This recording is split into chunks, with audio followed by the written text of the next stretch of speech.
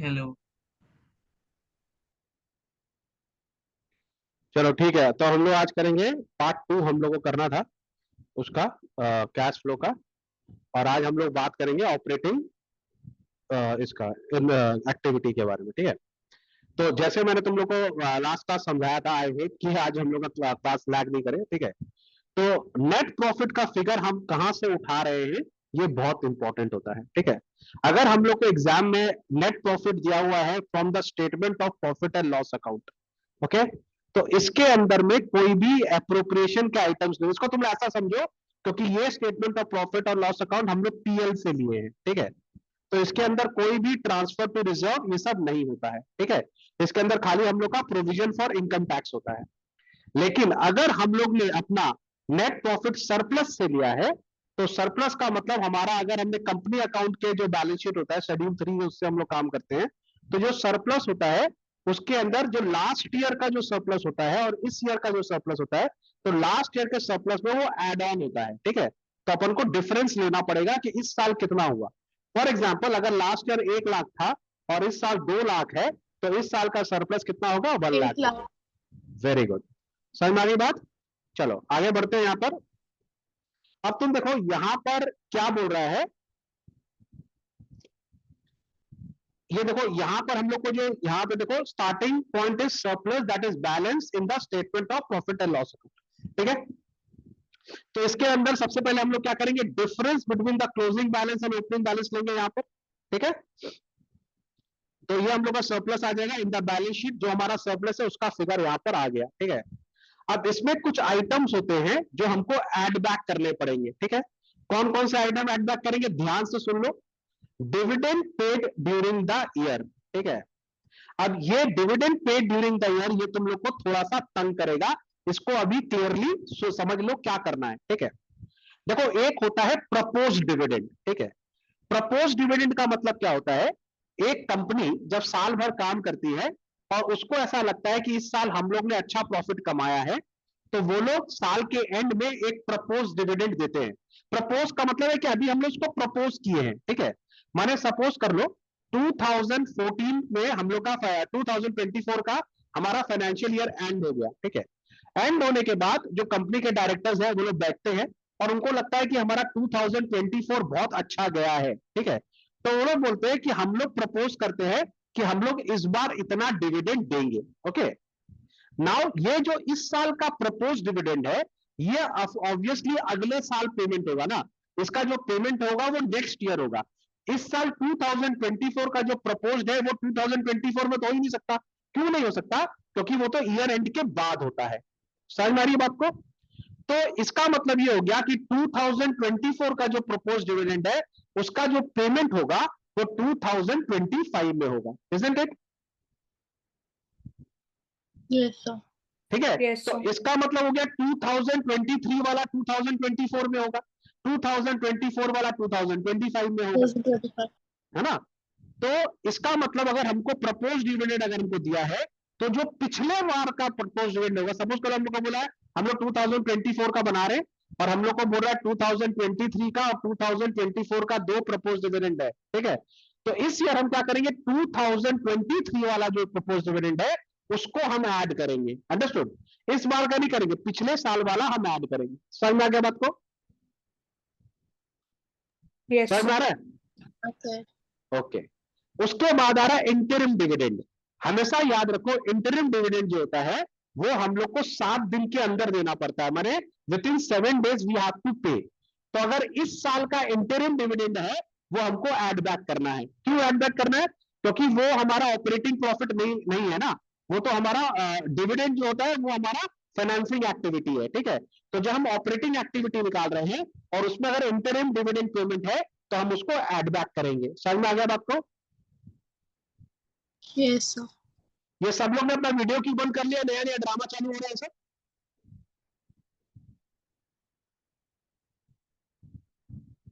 ये तुम लोग को कोई प्रॉब्लम है क्या जिंदगी में कि मेरा फ्लो तोड़ के रहेंगे? उसके बाद कोई भी रिजर्व में अगर आप ट्रांसफर कर रहे हैं, डीआरआर या जनरल रिजर्व में ट्रांसफर कर रहे हैं, उसको हम ऐड बैक करेंगे। समझ में आया बात को? अच्छा, Yes. Provision for tax made during the year, क्या इस साल जो प्रोविजन फॉर टैक्स हमने बनाया है उसको हम इस साल का ऐड करेंगे, पिछले साल का ऐड नहीं करेंगे। याद रखना, प्रपोज डिविडेंड पिछले साल का ऐड करेंगे और प्रोविजन फॉर टैक्स इस साल का ऐड करेंगे। समझ में आ रही है बात को? तो इसको एक बार फिर से रट लेते हैं, ये 4 एंट्री को आप रट लीजिए पूरा अच्छा से, ठीक है, आपको यहाँ आने के लिए, क्योंकि ये आपको इसी के ऊपर ज्यादा समझ आएंगे। लास्ट ईयर का प्रपोज डिविडेंड ऐड करना है, इंटरिम डिविडेंड इस साल का है वो ऐड करना है, क्योंकि वो हाथों हाथ होता है। कोई भी चीज अगर हमने जनरल रिजर्व में या हमने डीआरआर में ट्रांसफर किया उसको ऐड बैक करना है। Provision for taxation of during the year उसको ऐड करना है, ठीक है। अगर कोई इनकम टैक्स का रिफंड मिल रहा है तो वो हमारा ऑपरेटिंग इनकम नहीं है, ठीक है, इसी के लिए हम उसको लेस करेंगे, less refund of income tax credited to income to statement of profit and loss account, तब हम लोग का नेट प्रॉफिट बिफोर टैक्स आ जाएगा, ठीक है। इसके बाद हम लोग क्या करेंगे, हम लोग ये कहां पर आ गए, पीएल एप्रोप्रिएशन से वापस पीएल में आ गए। इसके बाद हम लोग क्या करेंगे, जो डेप्रिसिएशन है, ये सारा जो आइटम है, जो एक्स्ट्रा ऑर्डिनरी आइटम्स है, उसको ऐड बैक करेंगे। समझ में आ रहा बात को? हाँ सर। चलो एक तो सम ले लेते हैं, समझाने में थोड़ा सा आसानी होगा, ठीक है। अब जैसे इलस्ट्रेशन नंबर 14, ठीक है। अब देखो यहां पर हम लोग को दिया है सरप्लस, सब लोग ध्यान से देखेंगे, ये हम लोग पहला सम कर रहे हैं, इसको ध्यान से देखेंगे, ओके।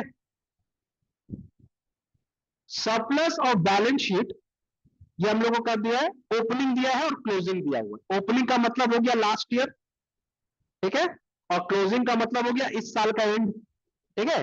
तो लास्ट ईयर में हमारे पास सरप्लस कितना था, 2 लाख रुपीस, और इस बार क्लोजिंग में कितना है, 6,72,000। तो एक्चुअली हम लोगों ने कितना पैसा कमाया इस साल, 4,72,000।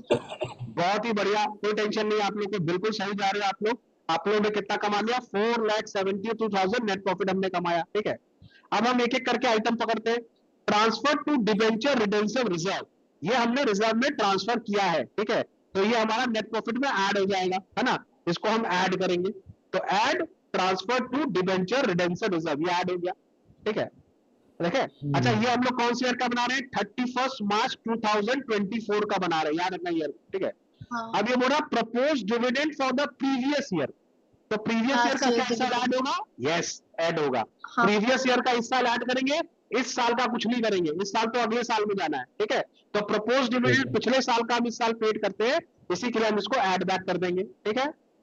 Interim dividend paid during the month, interim dividend तो हम लोग हाथों हाथ पेमेंट करते हैं, तो ऐड बैक करना ही पड़ेगा, 7 डेज के अंदर पेमेंट करना है, तो उसको हम ऐड बैक कर दिए, 144 आ गया ऐड।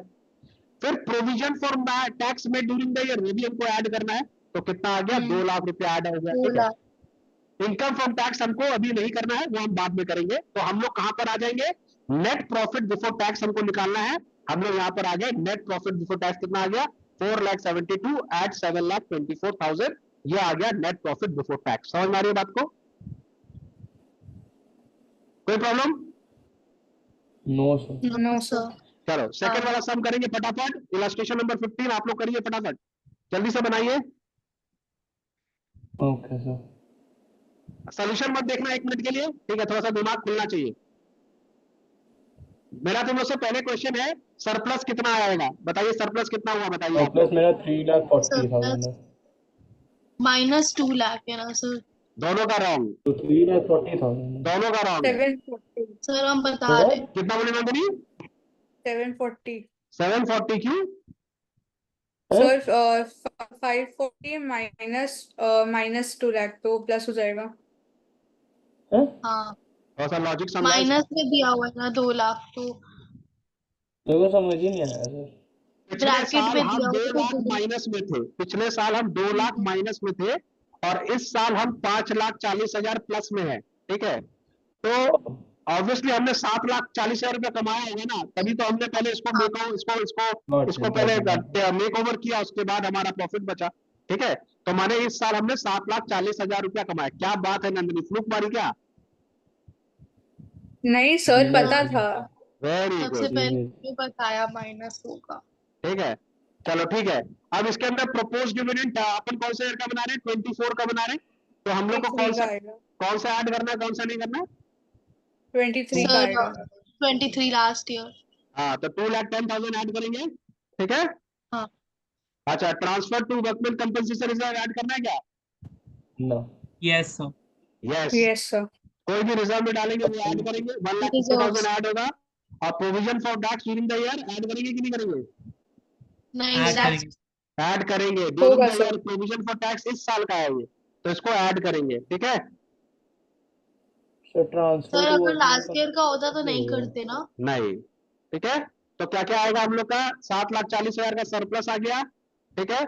डिविडेंड पेड हम लोग लास्ट ईयर निकालेंगे 2,10,000 2023 का लिए, ठीक है। Transfer to workman compensation add हो गया, और प्रोविजन फॉर टैक्स है हम लोग का ऐड हो गया। समझ में आ गया? तीनों ऐड होगा, दोनों को ऐड करके हम लोग का नेट प्रॉफिट बिफोर टैक्स क्या लिखेंगे अपन? Net net profit profit before. Before tax. Hemant, I lost you somewhere, कहां पे अटक रहा बता मेरे को फिर से एक बार। तो transfer to working compensation reserve क्यों होगा? कोई भी रिजर्व में अगर हम ट्रांसफर कर रहे हैं तो एप्रोप्रिएशन का आइटम है, ठीक है। तो हम उसको वापस से ऐड बैक करेंगे, ठीक है। चाहे वो वर्कमैन कंपनसेशन रिजर्व है या जनरल रिजर्व है, जो भी है उसको ऐड बैक करना है अपन। समझ में आ गई बात? ठीक है। नेक्स्ट हम ले लेते हैं अपन इलस्ट्रेशन नंबर 16, ठीक है। हम लोग को क्या निकालना है? आप बता रहे हैं operating profit before working capital changes. अब हम लोग एक कदम आगे जा रहे हैं, ठीक है। चलो, अब यहां पर हम लोग सबसे पहले हम लोग को देखो यहां पर सरप्लस नहीं दिया है, हमको नेट प्रॉफिट बिफोर टैक्स दे दिया है, ठीक है। तो इसका मतलब सरप्लस वाला कहानी नहीं है, एप्रोप्रिएशन का आइटम नहीं है, ये हम लोग ने पीएल से उठा लिया है, ठीक है। तो 3,72,500 हम लोग का नेट प्रॉफिट है। सबको समझ में आ रहा बात? Yes sir. यस। ओके। अब इसके अंदर हम लोग कौन से आइटम ऐड करेंगे? वो आइटम ऐड करेंगे, तुम लोग इमेजिन करो हम लोग पीएल बना रहे हैं, ठीक है। तो पीएल में जो नेट प्रॉफिट है उसमें डेप्रिसिएशन अगर आया हुआ है तो वो नॉन कैश है, तो उसको ऐड करना पड़ेगा, है कि नहीं? समझ में आ रही है बात मेरी? यस। समझ गए। Yes sir. ठीक है। तो डेप्रिसिएशन हम लोग के पीएल में नॉन कैश आइटम है, इसी के लिए ऐड बैक करेंगे, सही बात है? हाँ सर। ओके। अच्छा, इंटरेस्ट ऑन डिबेंचर जो है, ये इंटरेस्ट ऑन डिबेंचर हमारा कौन सा एक्टिविटी? ऑपरेटिंग एक्टिविटी है, फाइनेंसिंग है या इन्वेस्टिंग है? Sir financing. Interest on debenture है, ये मेरा मतलब फाइनेंसिंग कि एक्टिविटी है ना, तो हमको तो ऑपरेटिंग निकालना है, तो इसका मतलब ये पैसा हमको वापस से ऐड बैक करना पड़ेगा, इसलिए माइनस कर दिया था। तो हम interest on debenture add back कर देंगे ऑपरेटिंग एक्टिविटी में। याद रखना, बाद में हमको ये फाइनेंसिंग जब बनाएंगे तो माइनस भी करना पड़ेगा, है ना, क्योंकि तो फाइनेंसिंग का आइटम है तो उसके घर में जाएगा, वहां माइनस होगा। मेरी बात समझ में आ रही है? Yes sir. Okay. Interest on bank on the overdraft किसका आइटम है? फाइनेंसिंग का आइटम है, फाइनेंसिंग। तो ये ऑपरेटिंग में नहीं आएगा, तो इसी के लिए हम इसको भी ऐड बैक करेंगे। लेकिन जब हम फाइनेंसिंग निकालेंगे तो माइनस करना पड़ेगा, है कि नहीं? ओके। फिर यहाँ पे बोल रहे share issues expenses return of, again share issue Financing. Expenses financing का एक्टिविटी है, यहाँ पे माइनस किया हुआ है, तो हम इसको ऐड बैक कर दिए, यहाँ पर फिर हमको ऐड बैक करना पड़ेगा, ठीक है। फिर यहाँ पर बोल रहे गुडविल अमोर्टाइज्ड। गुडविल अमोर्टाइज का मतलब ये हो गया कि हम आस्ते आस्ते गुडविल को राइट ऑफ करते हैं बैड डेब्ट्स की तरह, तो ये हमारा इन्वेस्टिंग का आइटम है, इन्वेस्टिंग एक्टिविटी। ठीक है। इसी के लिए हम इसको वापस से ऐड बैक कर देंगे, ठीक है, ये ऐड बैक हो गया। Okay. Loss on sale of machinery PL के डेबिट साइड में आता है, ठीक है, loss on sale of machinery, तो ये हमारा माने प्रॉफिट कम कर रहा है, तो इसको वापस ऐड बैक करेंगे। Loss on sale of machinery, अगर प्रॉफिट होता है यहाँ पे profit on sale of machinery तो उसको लेस करते, लॉस है तो उसको ऐड करेंगे, सारे खर्चे को ऐड, इनकम को लेस, ठीक है। तो loss on sale of machinery को हम यहाँ पर ऐड कर दिए, ठीक है। ओके। अब देखो यहाँ पे हमारे को प्रॉफिट भी दिखा रहा है, interest and dividend received on investment, ये पीएल का क्रेडिट साइड में आता है, पर ये इंटरेस्ट एंड डिविडेंड जो रिसीव होता है ये फाइनेंस का आइटम है, तो हम ऑपरेटिंग में नहीं लेंगे, तो इसको हम लेस कर रहे हैं। मतलब बेसिकली जो हमारा इनकम हो रहा है उसको लेस करो, जो खर्चा है उसको ऐड करो, है कि नहीं? फिर gain on sale of investment, again ये पीएल क्रेडिट साइड का आइटम है, ये हमारा अगेन इन्वेस्टमेंट है, तो ऑपरेटिंग में नहीं आएगा, तो हम इसको क्या करेंगे? लेस करेंगे। समझ में आ रही है बात? तो इसको लेस करने से हमारा क्या आ गया? Operating profit before working capital changes. समझ में आ गया बात को? अब देखो ये हम लोग का पॉइंट नंबर बी याद है, यहाँ पे एक नया चीज आ रहा है, वर्किंग कैपिटल चेंजेस, ठीक है। तो ऑपरेटिंग एक्टिविटी में हम लोग देखो यहाँ पर क्या लिखा रहे थे? नेट प्रॉफिट, ये पार्ट 1 है, बिफोर टैक्स, ठीक है। सबसे पहले आएगा नेट प्रॉफिट बिफोर टैक्स, उसके बाद हम लोग ये सारे एडजस्टमेंट करेंगे तो हम लोग का क्या आ जाएगा? Operating profit before working capital changes. उसके बाद हम वर्किंग कैपिटल चेंजेस का एडजस्टमेंट देंगे तो हम लोग को आ जाएगा ऑपरेटिंग प्रॉफिट। बिल्कुल घबराने का बात नहीं है, सबसे बड़ा हीरो ऑपरेटिंग प्रॉफिट ही है। एक बार ऑपरेटिंग प्रॉफिट का काम खत्म हो जाएगा, फाइनेंसिंग और इन्वेस्टिंग तो बहुत आसान है, ठीक है, बहुत आसान है कैश फ्लो, खाली ऑपरेटिंग वाले को थोड़ा सा देखना है, उसमें थोड़ा सा प्रॉब्लम है, लेकिन यहाँ तो सबसे इंटरेस्टिंग सम भी कैश फ्लो का ही होता है। एक बार समझ में आने लगेगा तो मजा आने लगेगा, ठीक है। चलो एक बार ये वाला सम देख लेते हैं, इलस्ट्रेशन नंबर 17। अगेन ये सरप्लस नहीं है, हमको सीधा नेट प्रॉफिट है हमारा, ठीक है। तो आप लोग बनाइएगा इसको, यस सर। Yes sir, हम लोग करें। करिए इसको नेट प्रॉफिट में, ये बहुत इजी है। इसको आप इमेजिन करो पीएल बना रहे हैं, ठीक है, तो जितना खर्चा है उसको ऐड कर दो, जितना इनकम है उसको लेस कर दो, ठीक है। 2,23,500 मेरा यहां पर है, ठीक है। सब लोग करके फिर मेरे को एक बार आंसर बताओ, फिर हम लोग डिस्कस करेंगे। Okay sir.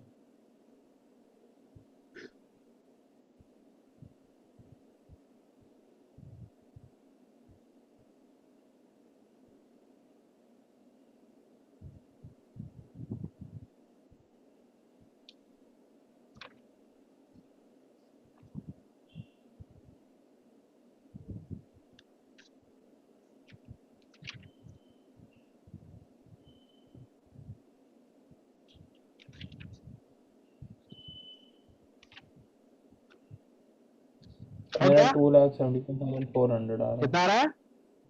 2,75,400 आ रहा है मेरा। और किसी का आया? Nandini, have we lost you? एक गलती लग रहा है मेरे को, बट सर 1 मिनट। सर बस लिख के ऐड कर रहे, बाकी सब हम सॉर्ट आउट कर लिया सब कुछ।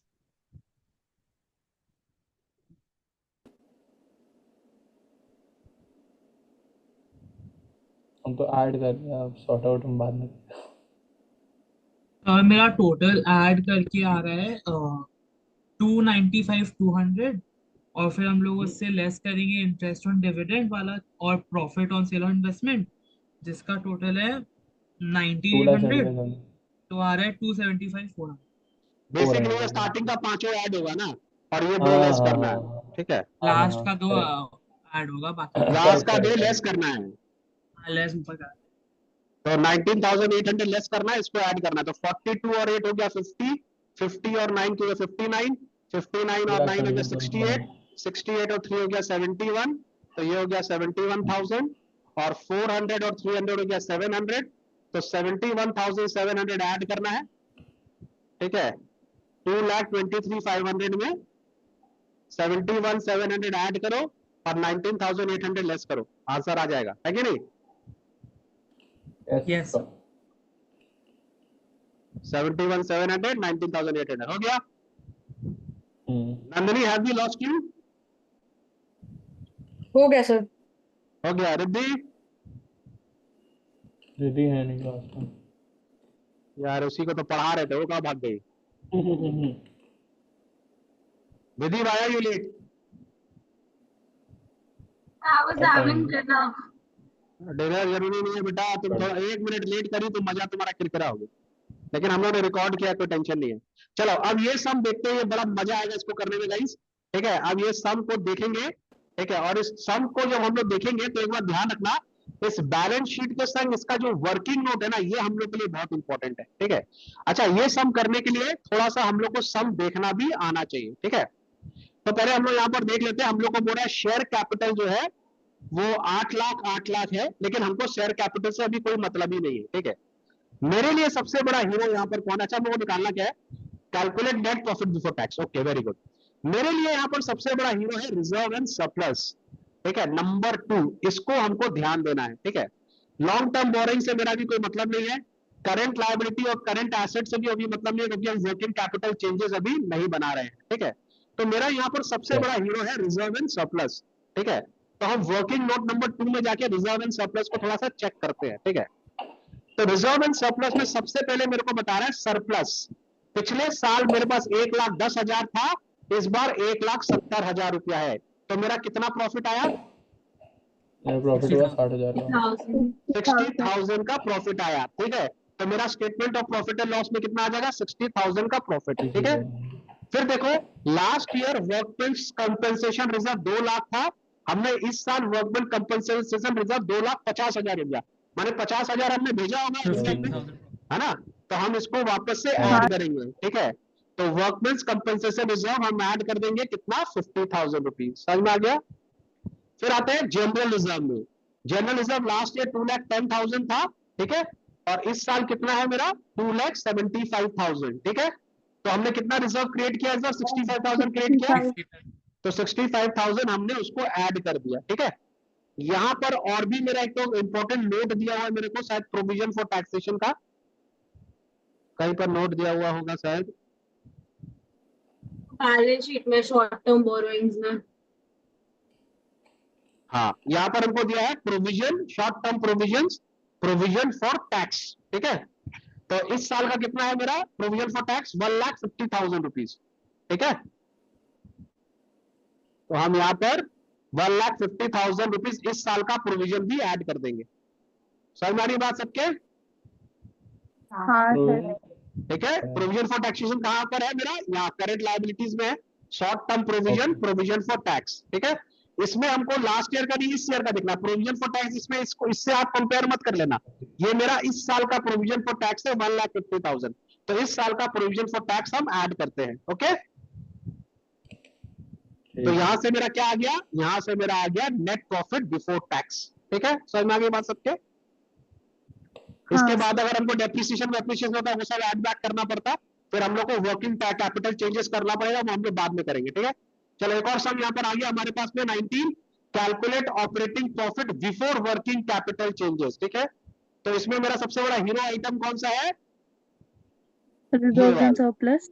हाँ, इसमें अपन जाएंगे, और यहाँ पर एक तो शॉर्ट टर्म प्रोविजन भी है, ठीक है। इस दोनों का हम देखेंगे क्या क्या चीज हमको दिया हुआ है, ठीक है। तो यहाँ पर आ जाते हैं, रिजर्व एंड सरप्लस में हमको दिया हुआ है प्रॉफिट एंड लॉस कितना दिया, 1,20,000 था, इस बार 1,80,000 रुपया है, तो क्या होगा, मेरा 60,000 का हो जाएगा, 18 minus 12 तो 6 lakhs।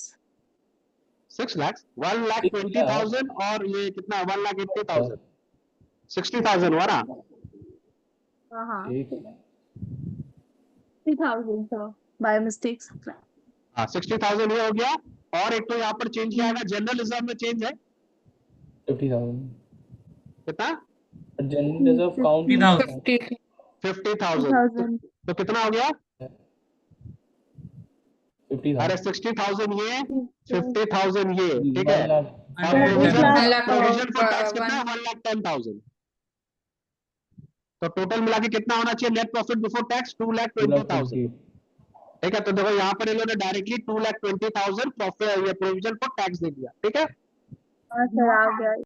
ठीक है, अच्छा यहाँ पर हम लोग को क्या बोल रहा है, बिफोर वर्किंग ऑपरेटिंग प्रॉफिट दिखाना है हम लोग को, यहाँ बता रहा है बिफोर वर्किंग कैपिटल, इसको ठीक से पढ़ना पड़ेगा, before working capital changes.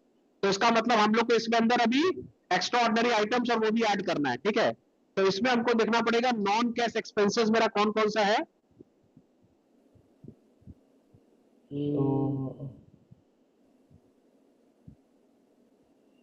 Non current asset अपन को देखना पड़ेगा, अपना डेप्रिसिएशन का कैलकुलेशन करना पड़ेगा आपको यहाँ पे,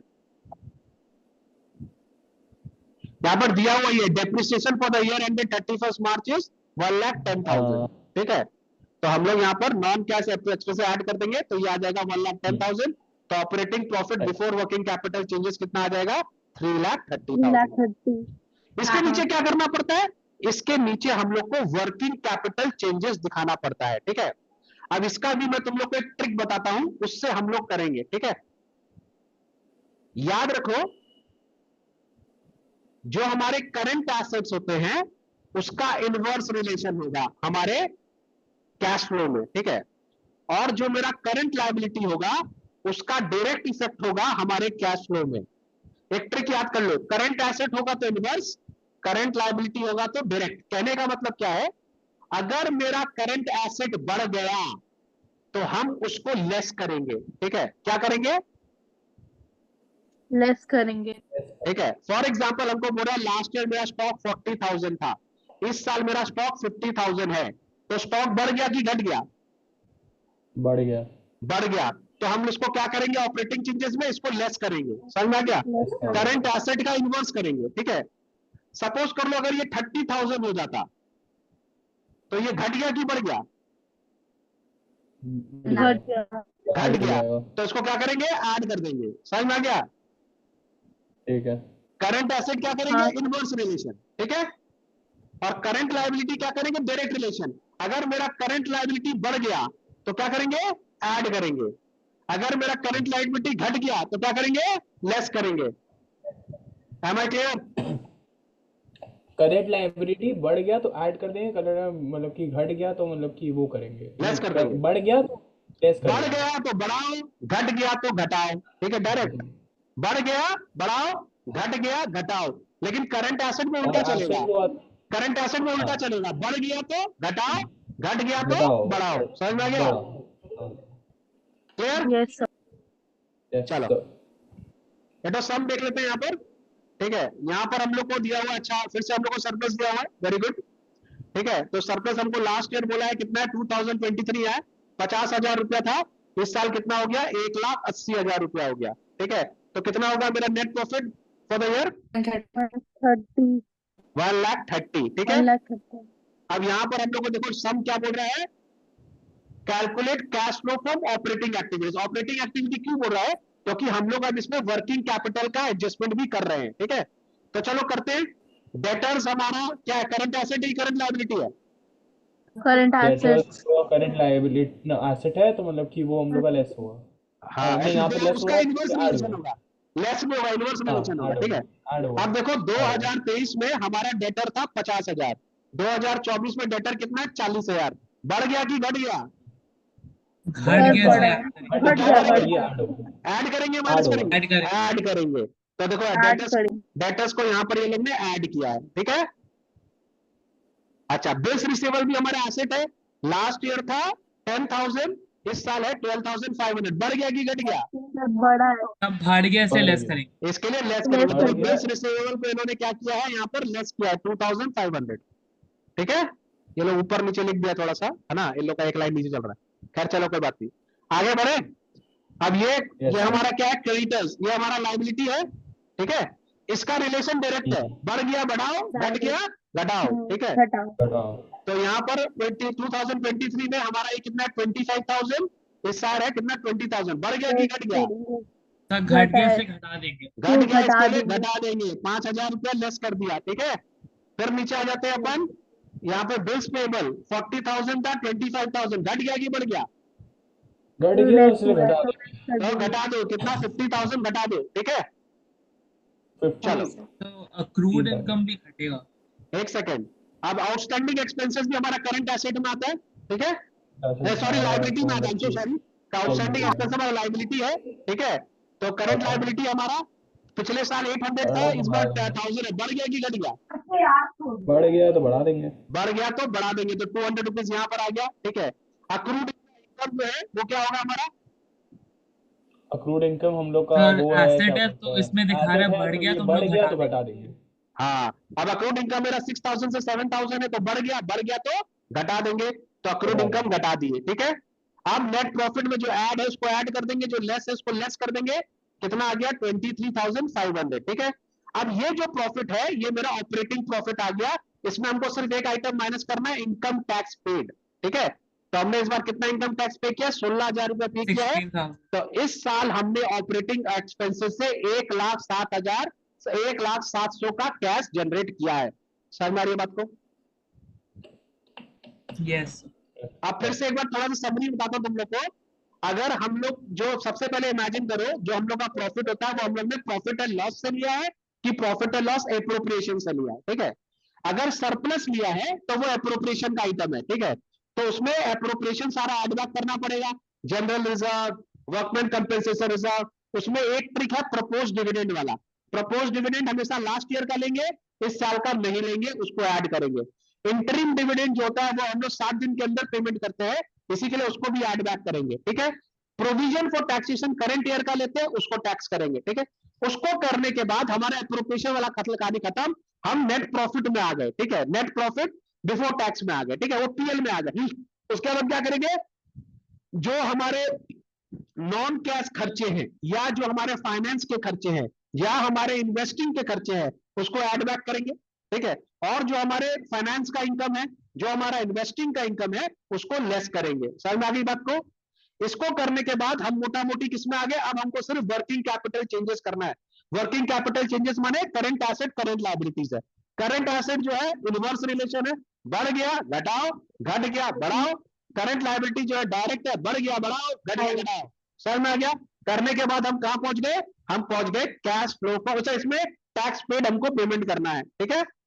तो कहां आ गए हम, cash flow from operating activity में आ जाएंगे। डिफिकल्ट है? नहीं सर। अगर तुम लोग यहां तक पहुंच गया तो तुम लोग ने 90% कैश फ्लो कर लिया है, ठीक है।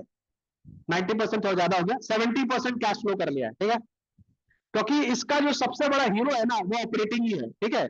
इसके बाद तुम लोग को फाइनेंसिंग और इन्वेस्टिंग तो बच्चा लगेगा, करना कुछ नहीं है।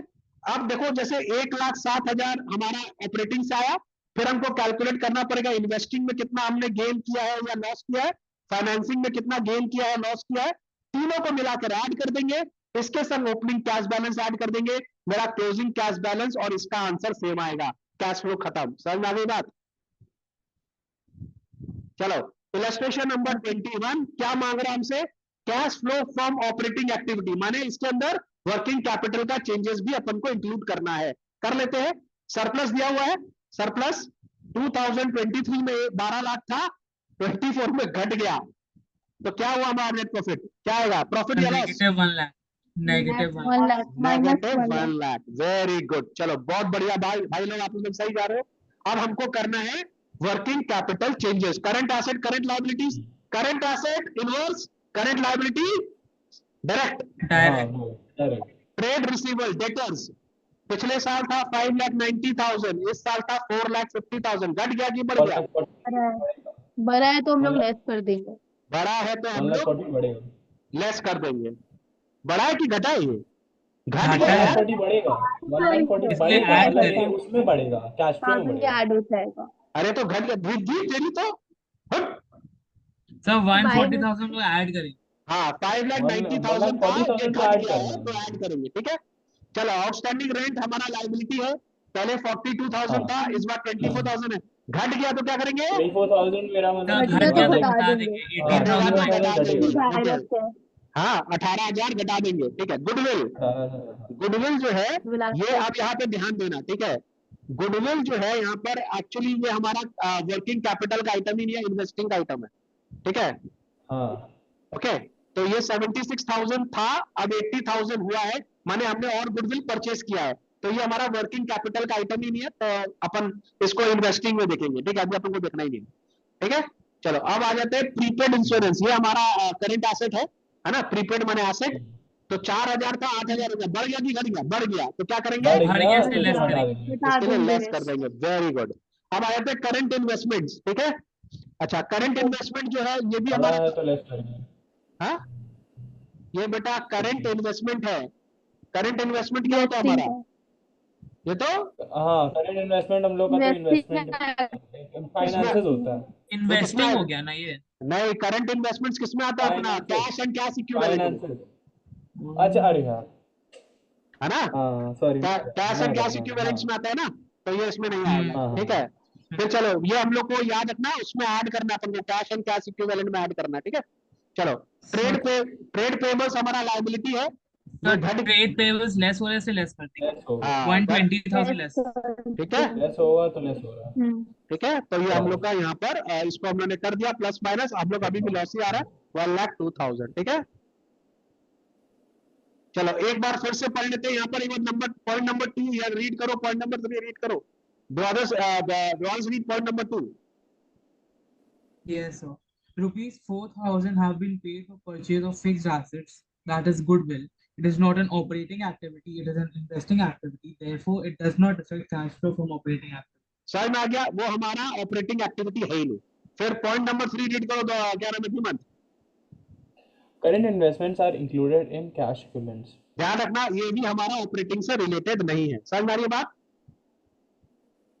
Yes sir. सच्ची बोलो, मजा आ रहा है कि नहीं आ रहा? मजा आ रहा है, बहुत मजा आ ज्यादा। रहा है ना? है विधि, मजा आ रहा है? चलो, अब कर लेते हैं फिर से। हम लोग को क्या बोल रहा है, cash flow from operating activity, दिमाग खोल के रखेंगे। सरप्लस दिया हुआ है, धीमंत प्रॉफिट हुआ कि लॉस हुआ? सरप्लस में प्रॉफिट हुआ 1 लाख का। हाँ, 1 लाख का यहाँ पर प्रॉफिट हुआ है, ठीक है। चलो, अब यहाँ पे ट्रेड रिसीवेबल्स है हम लोग का, ठीक है। ट्रेड रिसीवेबल्स हम लोग का क्या करना है हम लोग को? सर लेस कर 40,000 से बड़ा है तो देंगे। घटा बता दो। बढ़ा देखो हुआ है, इसमें ना एक तू ट्रिक बढ़ा मैं हुआ है तुमको तो बढ़ाया लेस तो बढ़ा कर दो। देंगे। एक सेकंड, एक ट्रिक मैं तुम लोग बता दूं। यहाँ पे प्रोविजन फॉर डेप्रिसिएशन है, ठीक है। तो तुम लोग यहाँ पर देखेगा ये नेट प्रॉफिट वर्किंग नोट में जाएगा। क्यों? क्योंकि ये नेट प्रॉफिट के संग प्रोविजन फॉर डेप्रिसिएशन इस साल का ऐड होगा, ठीक है। तो 2 लाख और ये हो गया 1 लाख और 3,20,000। तो यानी कि हम लोग का कितना आएगा नेट प्रॉफिट में? यहाँ पर देखो वर्किंग नोट में जाएगा, ठीक है, 1 लाख और प्रोविजन फॉर गुडविल डेप्रिसिएशन ये क्या क्या provision for doubtful can be treated, इसमें लोग अलग कर लिया treatment of provision for depreciation. Sir डाला तो है।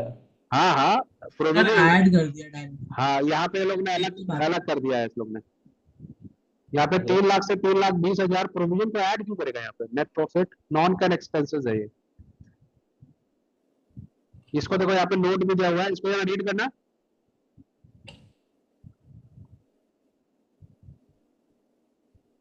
Provision for doubtful debts can be treated as a charge against profit or as a part of the working capital exchange. In case of debtors are good, provision is considered as an appropriation of profit. In this situation, increase in provision for doubtful debts is added to the balance of the statement of profit and loss to determine the net profit before tax. On the other hand, decrease in the provision for doubtful debts is subtracted from the balance of the statement of profit and loss to determine the net profit before चलो tax. इसको मैं बाद में discuss करूंगा clearly. उसके अलावा हम लोग सारा इसको कर लेंगे, ठीक है। ट्रेड रिसीवेबल्स प्रोविजन को छोड़ के करंट इन्वेस्टमेंट्स, करंट इन्वेस्टमेंट किसमें जाएगा? कैश एंड कैश इक्विवेलेंट, ठीक है। उसके बाद हाँ आउटस्टैंडिंग रेंट आ जाएगा, प्रीपेड इंश्योरेंस, गुडविल किसमें जाएगा? फाइनेंसिंग में, नहीं आएगा। ठीक है। और हाँ। इन्वेंट्रीज भी हमारा करंट एसेट्स में आएगा, ठीक है। तो गाइज ये हम लोग ने यहाँ तक कर लिया है और ये अभी क्लास ओवर हो जाएगी। आप लोग जितना सम बना सके आप लोग बनाइए, ये प्रोविजन वाला हम लोग देखेंगे, ठीक है। आप लोग जितना बना सकते हैं 23, 24 ये पूरा ऑपरेटिंग खत्म कर दीजिए फटाफट आज मेहनत करके रात भर में, ठीक है। मजा आएगा करने में, बेसी सम नहीं होगा। एक बार आप ऑपरेटिंग कर लेंगे दिल में खुशी आ जाएगा, ठीक है। इसके बाद कुछ हम लोग को मिसिंग फिगर निकालना पड़ेगा लेजर बना के, वो थोड़ा सा डिफिकल्ट होगा, उसको हम लोग करेंगे। जो लेजर वाला सम्स है वो हम लोग फिर से नेक्स्ट क्लास में करेंगे, ओके। Okay.